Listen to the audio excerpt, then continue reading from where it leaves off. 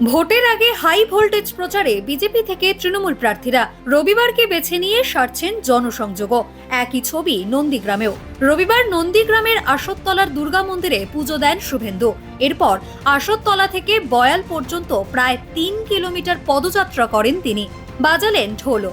যদিও 2026-এর বিধানসভা নির্বাচনে ভবানীপুর এবং নন্দীগ্রাম দু জায়গায় প্রার্থী হয়েছেন বিরোধী দলনেতা, তবে রবিবাসরীয় প্রচারে একেবারে ভিন্ন মুডে দেখা গেল তাকে।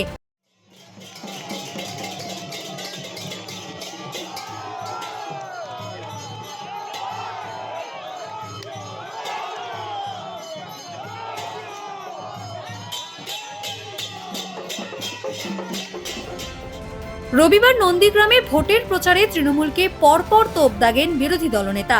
নন্দীগ্রামের শুভেন্দুর বিরুদ্ধে তৃণমূলের প্রতীকে দাঁড়িয়েছেন একসময়ের তাঁরই ঘনিষ্ঠ পবিত্র কর। তবে সেই সবকে থোড়াই কেয়ার শুভেন্দু। রবিবারে নন্দীগ্রাম থেকে রাজ্যে পরিবর্তনের ডাক দিলেন তিনি।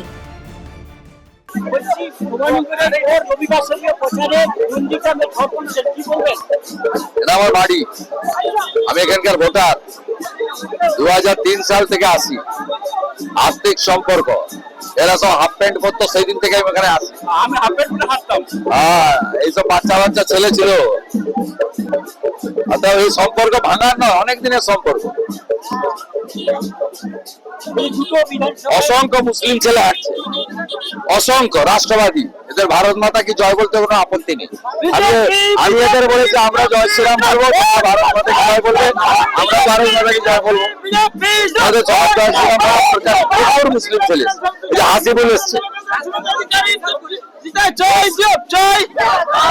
পরিবর্তন, মানুষ চাকরি চায়, মানুষ শিল্প চায়, মানুষ চাকরি চায়, শিল্প চায়,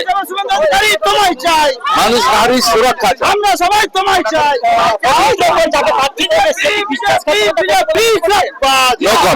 রাজনীতিতে সব হয়। যদিও নাম না করে শুভেন্দুকে কটাক্ষ করলেন কাশীপুর বেলগাছিয়ার তৃণমূল প্রার্থী অতীন ঘোষ। নন্দীগ্রামে শুভেন্দুবাবু ঢাকঢোলবাজি বলছেন পরিবর্তন হবে, সেই শোভাযাত্রা আর এই শোভাযাত্রা, এখান থেকে আপনি কি জবাব বলবেন? অ্যাকচুয়ালি আমরা লুম্বিনী হসপিটালে একটা বেড খালি রাখছি, এইটাই জবাব একটা। ভোটের পর লুম্বিনী হসপিটালে একটা স্পেশাল ভিআইপি কেবিন রাখছি, ঠিক আছে? কার জন্য? ওই তো বলছি, যারা বলছে তাদের জন্য লুম্বিনী হসপিটালে একটা স্পেশাল বেড রাখছি, সিলেকশন কল লাগবে। সব মিলিয়ে ভোটবঙ্গে একেবারে হাড্ডাহাড্ডি লড়াই, বাকযুদ্ধ। কেউ কাউকে 1 ইঞ্চিও জমি ছাড়তে নারাজ।